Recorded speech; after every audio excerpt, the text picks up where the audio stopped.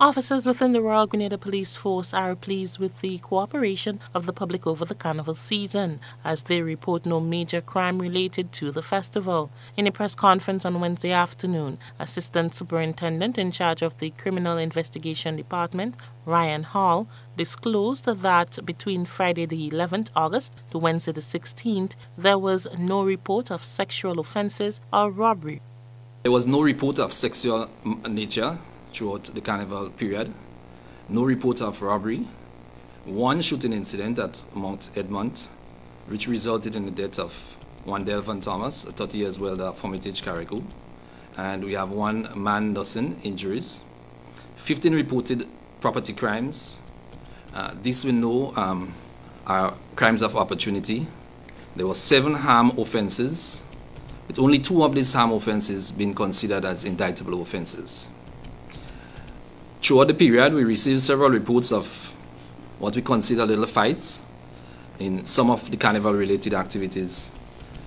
And officers responded promptly to these incidents, diffusing situation before they escalated into more serious altercations. The Traffic Department, on the other hand, recorded 58 incidents, with only 1 classified as serious. This represents a decline compared to last year, when 60 accidents were recorded, 3 of them serious.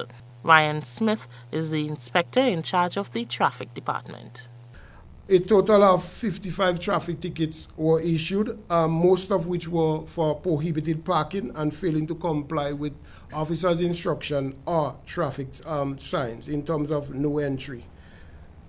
We also can say that the number of tickets were reduced also in comparison to last year, so we can say that there were greater compliance by the general public, and we want to thank them for that.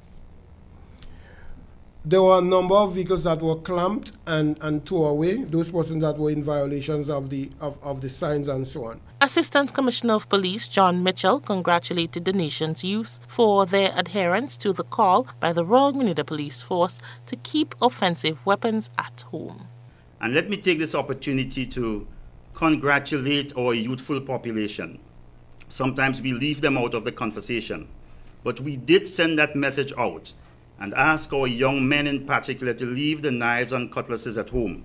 And that was very evident. Though we had a significant increase in the number of patrons on the street and at events, what we did recognize, and we did increase our searches, but what we recognize is that there was a significant reduction in the amount of weapons that were found. That tells us that we had significant buy-in from the general public, and in particular our youthful population, in understanding the importance of leaving weapons at home and the non-engagement in violence. For GBN News, I'm Rena Thomas reporting.